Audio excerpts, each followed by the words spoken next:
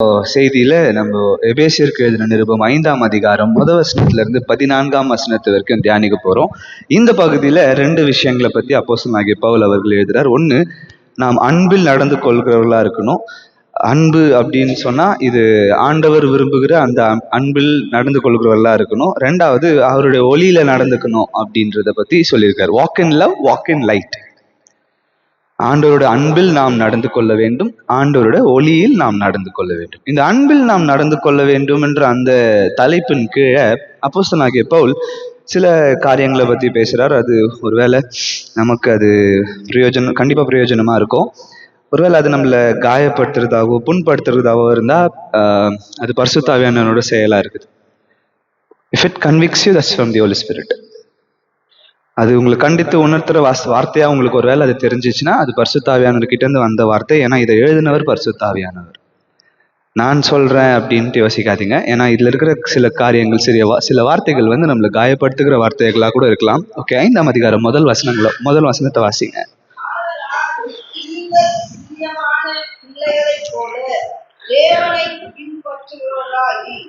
பிரியமான பிள்ளைகளை போல தேவனை பின்பற்றுவர்கள் ஆகி. ஓகே, நம்ம எல்லாருமே குட்டி பசங்களா இருக்கும் போது இந்த சண்டே கிளாஸ்க்கெல்லாம் போனோம்னா யோனா கதை கேள்விப்பட்டிருக்கோம்ல. நாங்க ரொம்ப சின்ன பசங்களா இருக்கும் போது எங்களுக்கு நித்யா சத்யா டீச்சர் எங்களுக்கு அதை சொல்லி கொடுத்தாங்க. அப்புறம் கொஞ்சம் பெருசாயிட்டு விபிஎஸ்க்கு வந்ததுக்கு அப்புறமா செல்வி சிஸ்டர் அதை சொல்லி கொடுத்தாங்க, யோனானோட கதை. நாங்க சின்ன பசங்களா இருக்கும் போது எங்க மைண்டுக்கு வந்த டவுட் இது தெரியுங்களா? யோனாவனோட கதையில ஒரு பெரிய மீன் ஒரு மனுஷனை விழுங்குச்சு. 3 நாள் அந்த மனுஷன் வயிற்றுல இருந்தே ஜபம் பண்ணான். 3ஆவது நாள் அந்த மீனை திரும்பி அவன் போக வேண்டிய இடத்துல போய் கக்கிச்சு அப்படின்ட்டு. இப்போ நிறைய படிச்சுட்டு இருக்கிறவங்க கிட்ட இந்த கதையை சொன்னோன்னு வச்சுக்கோங்களேன், ஏத்துக்கவே மாட்டாங்க. ஏன்னா சயின்டிபிக்கா ஒரு மனுஷன் 3 நாள் ஆக்சிஜன் இல்லாம பிழைக்க முடியாது. அதுவும் ஒரு மீன் வயிற்றுல பிழைக்க முடியாது, விஞ்ஞான ரீதியா பிழைக்க முடியாது. ஆனா நாங்க சின்ன பசங்களா இருக்கும்போது எங்களுக்கு இருந்த டவுட் என்ன தெரியுங்களா? அந்த மீனோட வாய் எவ்வளவு பெருசு இருந்திருக்கும்? மீன் இவரை கட்சி சாப்பிட்டா அப்படியே மீங்குச்சா?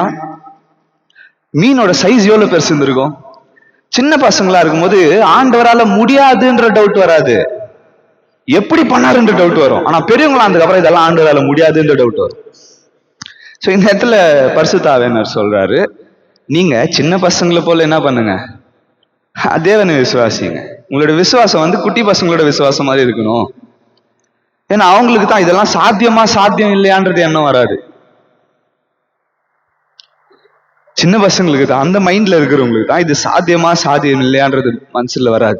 அதே நேரத்துல பி இமிட்டேட்டர்ஸ் ஆஃப், இதுல ஃபாலோவர்ஸ் இருக்குது. ஆனா ஏன் பைபிள்ல பி இமிட்டேட்டர்ஸ் ஆஃப் காட். இப்போ உதாரணத்துக்கு நாம் யாரை பின்பற்ற வேண்டும் அப்படின்னு சொல்லிட்டு பாத்தீங்கன்னா, எந்த ஒரு மனிதனும் நம்மளுக்கு ரோல் மாடலா நிக்க முடியாது.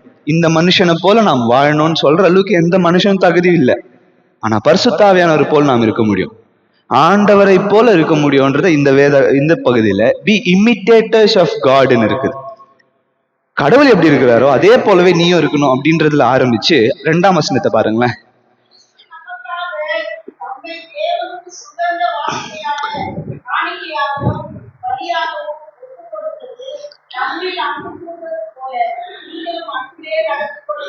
ஓகே, இதுல பாருங்களேன், ஒரு பெரிய விஷயத்த அப்போஸ்தலனாகிய பவுல் ஒரு வசனத்துல சொல்லி முடிச்சிருக்கிறார். இயேசுநாதர் நமக்காக வந்தார், மரித்தார், மரித்ததுக்கு அப்புறமா அவருடைய ரத்தத்தையே அவர் பலியா எடுத்துட்டு போய் பிதாவின் கரத்துல செலுத்தினாரு. அத பிதா இந்த இடத்துல ஸ்வீட் அரோமான்னு இருக்குது, அவருக்கு சுகந்த வாசனையா அவர் அதை நுகர்ந்து கொண்டார். வேற எந்த பலியுமே அவருக்கு சுகந்த வாசனையா இருக்க முடியாது. ஏசப்பா அவனோட சொந்த ரத்தத்தை அவர் சுகந்த வாசனையா நுகர்ந்து கொண்டார். அப்படி அவர் பலியாகப்பட்டு நம்மை நேசித்தது போல அந்த அன்பில் நாம் ஒருவர் நேசிக்க வேண்டும். இவ்வளவு பெரிய விஷயத்த ஒரே வசனத்துல சொல்லிட்டாரு பாருங்களேன். என்ன கேட்டீங்கன்னா, ஏசப்பா அவருடைய என்டையர் லைஃப் இந்த ஒரு வசனத்துல சொல்லிட்டுக்கிறார். Walk in love as Christ has also loved us and has given himself for us as an offering and a sacrifice to God for a sweet smelling savior. என் பைபிள்ல என்னுடைய வெர்ஷன்ல as and walk in love as Christ also has loved us and given himself for us an offering and a sacrifice to God for a sweet smelling aroma. ஆண்டவர் விரும்புகிற சுகந்த வாசனையாக அவருக்கு பிடிச்ச வாசனை எது அப்படின்னு பார்த்தோம்னா, ஃபர்ஸ்ட்ல இருந்தே நம்ம ஆதியாகமத்துல இருந்து பார்த்தோன்னு வரோம் வைங்களேன். காயின் ஆபேல் ரெண்டு பேருமே பலி செலுத்தினாங்க. காயின் வந்து வெறும் காய்கறிகளை கொடுத்தார். முதல்ல காணிக்க கொடுக்கணுன்ற எண்ணம் ஆதாமுக்கு கூட வரல, ஏவாளுக்கு வரல. நேரடியா ஆண்டவரை பார்த்து அவங்களுக்கு கூட அது தோணல. காயின் தான் வச்சார். ஆனா ஆபேல் என்ன பண்ணாருன்னா நான்வெஜ் வச்சார். ஆடை வெட்டி பலி செலுத்தினார் பாருங்க. ஆண்டவர் ஆபேலோட காணிக்கை ஏத்துக்கிட்டார். அப்பத்துல இருந்தே நம்ம ஆண்டவர் வந்து நான்வெஜ் லவர். நம்மள மாதிரிதான் பாருங்க. லெண்டஸ்ல எத்தனை பேர் கறி சாப்பிடாது இருக்கிறீங்க?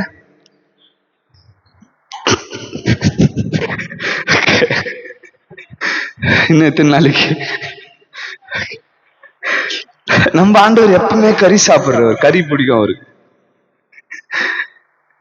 ஓகே, இப்போ ஏசப்பானோட சரீரத்தையும் அவருக்கு ஒப்பு கொடுத்தார், அவரோட ரத்தத்தையும் நமக்கு கொடுத்தத அவர் வந்து அவருக்கு ஸ்வீட் ஸ்மெல்லிங் அரோமாவா எடுத்துக்கிட்டாராம். அவருக்கு பிடிச்ச வாசனையா அவர் எடுத்துக்கிட்டாராம். இத சொல்லிட்டு இது கூட சேர்த்து அவர் அன்பை கம்பேர் பண்றாரு. அவர் நம்மை நேசித்ததனால் அவரோட ரத்தத்தை அவர் கொடுத்தாரு. இந்த அன்பை நம்ம ஒருத்தர் மேல ஒருத்தர் காமிக்கணும் அப்படின்னு சொல்லிட்டு 3ஆம் வசனத்துல இருந்து 6ஆம் வசனம் வரைக்கும் அவருக்கு விருப்பமில்லாத காரியங்களை பத்தி அவர் சொல்லிட்டு வர்றாரு. வாசிங்க 3ஆம் வசனம்.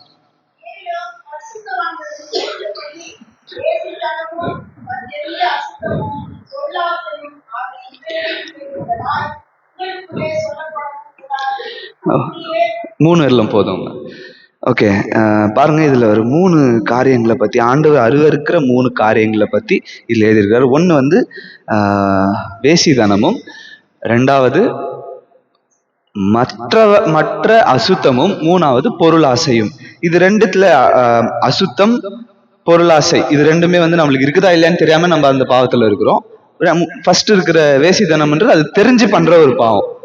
இதை பேசுறதுக்கு எனக்கு வயசு இல்லை, பட் இருந்தாலும் இந்த பகுதிக்கு வந்துட்டதுனால இதை நான் சொல்லி ஆகணும். ஆண்டவர் ரொம்ப அருவருக்கிற ஒரு பாவம்னா அது வேசிதனம். உங்க எல்லாருக்குமே அதுக்கான அர்த்தம் என்னன்னு தெரியும். ஆண்டவர் மனிதனையும் மனுஷியையும் படைத்ததுக்கு அப்புறமா, ஆதாமையும் ஏவாளையும் படைத்ததுக்கு அப்புறமா அவருடைய திட்டத்தின்படியே இவங்க 2 பேரும் ஒரே சரீரமா அவர் படைச்சாரு. இவங்க 2 பேருமே இசைந்து இருக்கணும் அப்படின்ட்டு வேதாகமம் சொல்லுது.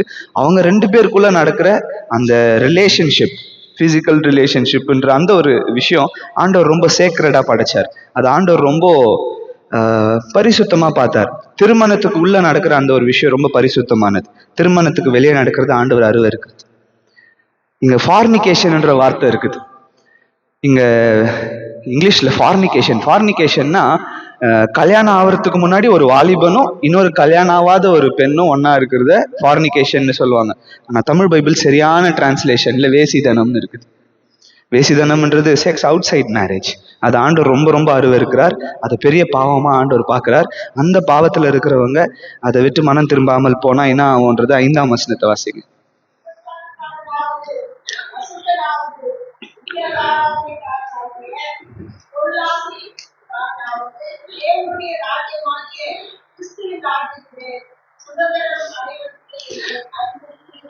பரலோகத்துக்கு வர முடியாதுன்ட்டு வசனம் சொல்லு. இதை யார் பண்ணாலுமே இதை பரலோகத்துக்கு வர முடியாது. கண்டிப்பா பரலோகத்துல உங்களுக்கு இடம் இல்லைன்ட்டு இந்த பரிசுத்தாவியானவர் நம்மளுக்கு உணர்த்துறாரு. பிரச்சனை என்னன்னா, இது தெரியறதுக்கு முன்னாடி நம்ம எப்படி இருந்தோன்றது ஆண்டவர் மன்னிச்சிடுறாரு. தெரிஞ்சுக்கிட்டதுக்கு அப்புறமா இதை பண்ணோம்னா பரலோகத்துல சேர்க்கறது இல்லை நம்மளுக்கு. ஏன்னா அது டெலிபரேட் சின் ஆயிடுது, தெரிஞ்சே செய்யற பாவமா மாறிடுது. தெரிஞ்சே செய்யற பாவம்ன்றதுனால ஆண்டவர் அதை வந்து அனுமதிக்கிறதே கிடையாது. ஒருவேளை உங்க மனசுல பேசினிருந்தாருன்னா அவர் பேசுறதுக்கு காது கொடுத்து கேளுங்க. இதுக்கு இந்த பாவத்துல யாராவது இருந்தா இது ஆண்டவர் அருவருக்கிற பாவம். ஆண்டவர் இதை அனுமதிக்கிறது இல்லை, ஆண்டவர் இதுல சந்தோஷப்படுறது இல்லை, ஆண்டவரை ரொம்ப துக்கப்படுத்துகிற ஒரு காரியமா இருக்குது. நேற்று கூட நம்ம பார்த்தோம், பரிசுத்தாவியானவருக்கு பிடிக்காத ஒரு விஷயத்துல இது ரொம்ப பெரிய ஒரு விஷயம். ஓகே, ஃபார்னிகேஷன் அப்படி வேசிதனம் அது விட்டுட்டு அடுத்து பார்த்தோம்னா பொருளாசைக்காரர். பொருளாசைன்றவங்க இப்போ மற்றவங்க கிட்ட இருக்கிற ஒரு பொருள் மேல எனக்கு ஆசை வருது. மற்றவங்க கிட்ட இருக்கிற ஒரு பொருள், பக்கத்து வீட்டுக்காரர் ஒரு ஃப்ரிட்ஜ் வாங்கிட்டாங்க, அவங்க நம்ம வீட்டில் இருக்கிறது சிங்கிள் டோர் ஃப்ரிட்ஜ், அவங்க வாங்கினது டபுள் டோர் ஃப்ரிட்ஜ், அதனால நானும் டபுள் டோர் ஃப்ரிட்ஜ் வாங்கணும் அப்படின்னு நினைக்கிறது பொருளாசை. இது ஆண்டவர் வேசிதானத்துக்கிட்ட ஒப்பிட்டு பாக்குறாரு பாருங்களேன். வேசிதானம் எந்த அளவுக்கு பெரிய பாவமோ அதுக்கு நிகரா பொருளாசையும் பெரிய பாவம். 5ஆம் வசனத்துல பொருளாசையை எதில் அவர் சொல்றாருன்னா ஐடலேட்ரிக்கு சொல்றாரு, விக்கிரக ஆராதனைக்கு கம்பேர் பண்ணி சொல்றாரு. பொருள் மேல ஆசை வச்சுக்கிறது விக்கிரக ஆராதனைக்கு சமமா. ஆண்டவர் அருவருக்கிற பாவத்துல அதுவும் ஒண்ணு. அவ பொருள் எந்த பொருளுமே நான் வாங்கக்கூடாதா? தேவைப்படுற பொருள் வாங்கலாம். இன்னொருத்தர்கிட்ட இருக்குதுன்னு அது மேல ஆசை வச்சு வாங்குறது பொருள் ஆசை. நம்மளுக்கு பொருட்கள் தேவை. ஆமா, மொபைல் போன் தேவை, ஆமா பைக்கு தேவை, காரு தேவை, வீட்டுல டிவி தேவை. இது எல்லாமே நம்மளுக்கு தேவைப்படுற பொருள் தான். ஆனா தேவைப்படுற பொருளை மத்தவங்க கிட்ட நல்லா இருக்குதுன்றத பார்த்து அவங்களோட நல்ல பொருள் நான் வாங்கணும்னு நினைக்கிறது பாவம். அது பொருளாசை, கவர்ச்சியஸ்னஸ், இச்சை. அது நம்ம கண்ணுல பார்த்ததுக்கு அப்புறமா அது வாங்கணும் அப்படின்னு தோணுது. காத்துல இருந்து தண்ணி எடுக்கிற மிஷின் யாராவது பார்த்துருக்கிறீங்களா? கேள்விப்பட்டிருக்கிறீங்களா? நாங்க இஸ்ரேலுக்கு போகும்போது நேரடியா பார்த்தோம். எங்களை ஒரு ஆடிட்டோரியம் கூப்பிட்டு போய் அந்த இடத்துல ஒரு கரண்ட்ல ஒரு மிஷின் சொருகிட்டு இருந்தாங்க. பைப் கனெக்ஷன் எதுவும் இல்லை, பட் கிளாஸ்ல தண்ணி பிடிச்சாங்க. எங்கன்னு இது தண்ணி வருதுன்னு பார்த்தா அந்த ரூம்ல காத்து இருக்குது பாருங்க, காத்துல இருந்து தண்ணி எடுத்த ஒரு தண்ணி அது. இப்ப இந்த பொருள் பத்தி உங்க யாருக்கும் தெரியல, அதனால இதை வாங்கணும்ன்ற ஆசை உங்களுக்கு இல்லை. இதை தெரிஞ்சுக்கிட்டதுக்கு அப்புறம் என்ன ஆகுது? வாங்கணும்னு ஒரு ஆசை வருது. அப்போ இதை தெரிஞ்சுக்கிறது எப்படி? கண்ணில் பார்த்து நம்ம தெரிஞ்சுக்கிறோம். கண்ணில் பார்த்த உடனே அது மேல ஆசை வருது பாருங்க, அது பேர் தான் இச்சை, அது பேர் தான் கவர்ச்சியஸ்னஸ். அந்த தப்ப, அந்த பாவத்தை நம்ம பண்ணாம இருக்கணும்னா பெட்டர் நம்ம அவாய்ட் பண்ணிடணும். அதை பார்க்கவே கூடாது. ஃபர்ஸ்ட் ஆஃப் ஆல் அதை பார்க்காம இருந்துட்டோம்னாவே அது மேல நம்மளுக்கு ஆசை வராது. இந்த பகுதியை பார்த்தோம்னா அதை ஆண்டவர் பொருளாசைன்ற ஒரு விஷயத்த விக்கிரக ஆராதனை கிட்ட கம்பேர் பண்ணி சொல்றார், ஐடலேட்ரி கிட்ட கம்பேர் பண்ணி சொல்றார். என்ன கேட்டீங்கன்னா, பரலோகத்துல ஒரு விக்கிரக ஆராதனைக்காரன் கூட இருக்க முடியாது, ஒரு வேசித்தனத்துல இருக்கிறவங்க கூட இருக்க முடியாது. 100% ஷுவரா என்னால சொல்ல முடியும், 100% என்னால சொல்ல முடியும். நீங்க கேட்கலாம், பழைய ஏற்பாட்டுல சாலமோனுக்கு 1000 மனைவி இருந்துச்சு, தாவீதுக்கு 300 மனைவி இருந்துச்சு, அவங்க எல்லாம் வரமாட்டாங்களா? அவங்க எல்லாம் பழைய ஏற்பாட்டுல வாழ்ந்தவங்க, அவங்களுக்கு பரிசுத்தாவியானவர் கிடையாது. நம்மளுக்கு பரிசுத்தாவியானவர் இருக்கிறார், அவர் பேரே பரிசுத்தாவியானவர். பழைய ஏற்பாட்டின் பரிசுத்தவான்களோட நம்ம ஒப்பிட்டு பார்க்கவே கூடாது. புதிய ஏற்பாட்டுல எல்லாரும் ஒரு பொண்டாட்டிக்காரு. ஸோ அதை நம்ம நல்லா ஞாபகம் வச்சுக்கணும். இந்த பாவம் ஒருவேளை உங்களுக்குள்ள காணப்பட்டுச்சுன்னா தயவு செஞ்சு அதை அறிக்கை பண்ணிட்டு ஜெபம் பண்றோங்க. இது ஆண்டவர் அருவருக்கிற ஒரு விஷயம். இது ஆண்டவர் நம்மளை பரலோகத்துல சேர்த்துக்க மாட்டார். பீரியட். 6ஆம் வசனத்தை வாசிங்க.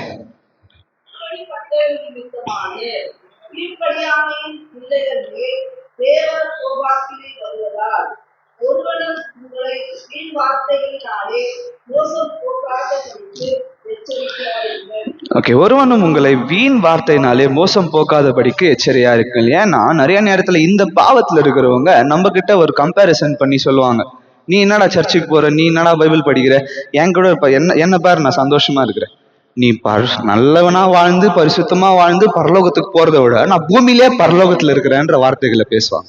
அது வீணான வார்த்தைகள். அந்த மாதிரி பேசுறவங்களோட வார்த்தைகளை கேட்டு நீங்க உங்க இஷ்டப்படி இருந்துட்டீங்கன்னா நித்தியத்துக்கும் பரலோகத்துக்கு வர முடியாம கஷ்டத்துல இருக்கணும். ஆனா இப்ப நம்மளை காத்துக்கணும்னு வச்சுக்கோங்களேன், நித்தியத்துக்கும் பரலோகத்துல இருக்கலாம்.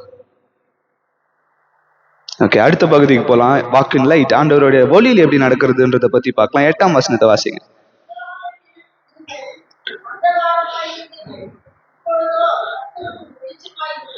முதலில் நீங்கள் அந்தகாரமா இருந்தீர்கள், இப்பொழுதோ நீங்கள் கர்த்தருக்குள் வெளிச்சமா இருக்கிறீர்கள். நாம் மற்றவர்கள் மேல ஒளி வீசுறவர்களா இருக்கிறோம். ஏன்னா நிறைய நேரத்துல நம்ம பைபிளை படிச்சு ஒருத்தர் கிறிஸ்துவத்தை பத்தி தெரிஞ்சுக்க மாட்டாங்க, நம்மளோட வாழ்க்கை பார்த்துதான் கிறிஸ்துவத்தை பத்தி தெரிஞ்சுக்குவாங்க.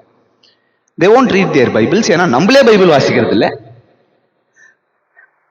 கிறிஸ்துவர்களாகிய நம்மளே பைபிள் வாசிக்காத போது கிறிஸ்துவனா என்னன்னு தெரியாத ஒருத்தர் எப்படி பைபிள் வாசிப்பாங்க? அவங்க யார பைபிளா நினைக்கிறாங்க தெரியுமா? நம்மளதான் பைபிளா நினைக்கிறாங்க. we are the walking bibles. நம்மளை பார்த்துதான் இயேசுவை பத்தி தெரிஞ்சுக்கிறாங்க அவங்க. நாம் அவர்களுக்கு ஒளி கொடுக்கிறவர்களா இருக்கோம், ஒளி வீசுகிறவர்களா இருக்கோம். we are their light. அவங்க ஒளி இல்லாம இருள்ல இருக்கும்போது நாமே அவர்களுக்கு ஒளியா இருக்கிறோம். அப்ப எந்த அளவுக்கு நம்ம நடந்துக்கணும் யோசிச்சு பாருங்க.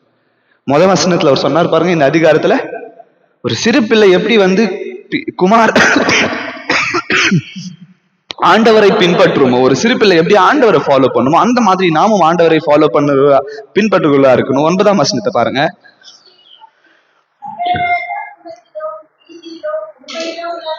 ஆமென். ஆவியின் கனி சகல நற்குணத்திலும் நீதியிலும் உண்மையிலும் விளங்கும். ஆவியின் கனின்றது நம்மளுக்குள்ள இருக்கிற பரிசுத்த ஆவியானவர் கனி கொடுக்க ஆரம்பிச்சதுக்கு அப்புறமா இந்த 3 விஷயம் நம்மளுக்குள்ள வந்துடும். எது? நற்குணம், குட்னஸ், ரொம்ப நல்லவங்கன்னு நம்மளால பேர் எடுக்க முடியும். 2வது நீதி. நம்ம எப்பவுமே நீதி, இவங்க அநியாயக்காரன்ற பேர் நம்மளுக்கு வராது. எப்பவுமே நியாயத்தை செய்வோம். அடுத்து உண்மையே பேசுவோம். நேத்து பார்த்தோம்ல மெயின் சர்வீஸ்ல, போய் பேசுறவங்களா ஆண்டவருக்கு பிடிக்காது, அது பரிசுத்தாவியானவரை துயரப்படுத்து துக்கப்படுத்துதுன்ட்டு. அப்போ உண்மை உள்ளவர்களா நாம் எப்ப மாறுவோம் அப்படின்னு பார்த்தோம்னா, உண்மை பேசுகிறவர்களா எப்ப மாறுவோம்னு பார்த்தோம்னா, நமக்குள்ள இருக்கிற பரிசுத்தாவியானவர் இன்னும் அதிகமா கனி கொடுக்கும் போது. அப்படியே நம்ம ஃபுல்லா அதை பார்த்துட்டு வந்தோம்னா நிறைய காரியங்களை பத்தி பேசுறாரு. ஆனா ஒளி அப்படின்றத பத்தி தான் அப்போஸ்தலனாகிய பவுல் வந்து ரொம்ப டீட்டெயிலா எக்ஸ்பிளைன் பண்றாரு. ஒளி வீசுகிறவர்களா நாம் இருக்கிறோம். அந்த பொசிஷன்ல நம்ம இருக்கிறதுனால யோசிச்சு பாருங்களேன், லைட்டை நம்ம எங்க வச்சிருக்கிறோம்? ஃப்ளோர்லையா, தரையில வச்சிருக்கிறோமா, மேல ரூஃப்ல வச்சிருக்கிறோமா? ஏன்? எல்லாருக்கும் ஸ்ப்ரெட் ஆகும்ல. அப்ப நாமே இந்த உலகத்துக்கு ஒளியா இருக்கிறோம்னா மத்தவங்களோட மேலதான் ஆண்டவர் நம்மள வச்சிருக்கிறார். அதுக்காகவே நம்ம ஒரு ஊழியக்காரர்களா இருக்கணும்ல. கரெக்டா இல்லைங்களா?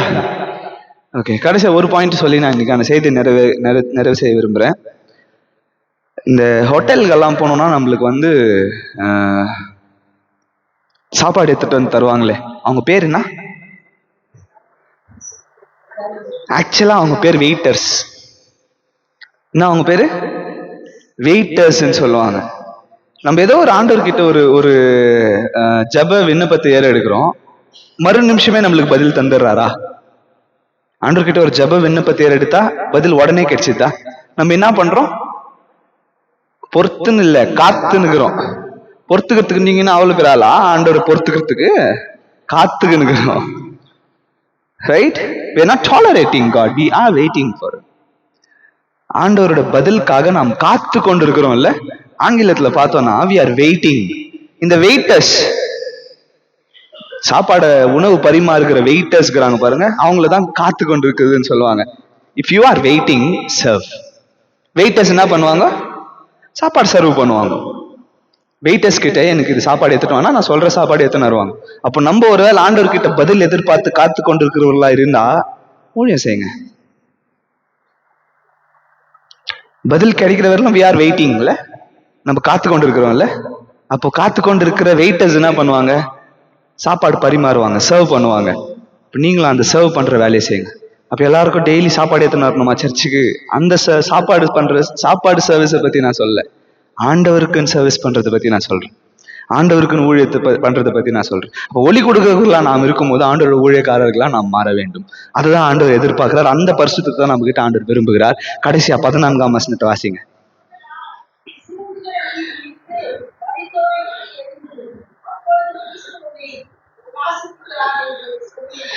ஆமென். கிறிஸ்து உன்னை பிரகாசிக்கிறார். எப்போனா நீ தூங்குறத விட்டு எழுந்து. நீங்கெல்லாம் அந்த கேட்டகரியில இல்லை. ஏன்னா பாருங்க, நீங்கெல்லாம் வந்து தூங்கி எந்திரிச்சு சிலர் தூங்கி இருக்கிறீங்க, மற்றவங்க வந்து தூங்கி எந்திரிச்சு இங்க விழிப்போட தான் உக்காந்து இருக்கிறீங்க. பட் மத்தவங்களை பத்தி யோசிச்சு பாருங்க. தூங்குறதுல இருந்து சோம்பேறியே தூங்குறதுல இருந்து எந்திரிச்சு என்ன பண்ண? Awake from you sleep, arise from dead. மரித்தவர்களா இருக்கிற நீங்க எழுந்து கிறிஸ்துவனுடைய வெளிச்சத்தை பிரகாசிங்க. கிறிஸ்துவே உங்களுடைய வெளிச்சத்தை பிரகாசிக்க பண்ணுவார் அப்படின்னு சொல்றாரு. சோ இந்த வெளிச்சம் எனக்குள்ள இருக்கிறதுனால நான் இந்த வெளிச்சத்தை பிரகாசிக்க போறேன் அப்படின்னு எத்தனை பேர் சொல்றீங்க? இது ஒரு சத்திய வாக்காவே எடுத்துக்கோங்க. இன்னைக்கு நான் இதை தான் கத்துக்கிட்டு போறேன்னு ஞாபகம் வச்சுக்கோங்க. நான் ஒளி வீசுகிறவர்களா இருக்கணும். ஆண்டவரோட ஒளியை நம்மள இருந்து நம்ம வந்து வெளியே we have to exhibit the light. நமக்குள்ள இருக்கிற அந்த ஒளியை நம்ம மற்றவங்க மேல பரப்பணும். அதுதான் ஆண்டவர் நம்ம கிட்ட எதிர்பார்க்கிறார். கர்த்தர் தாமே இந்த வார்த்தைகளை ஆசீர்வதிப்பாராக. எல்லா நன்மைக்கும் மூற்றும் காரணருமாக எங்கள் நல்ல தெய்வமே, இந்த காலை வெல்லும் சமயத்துல வந்து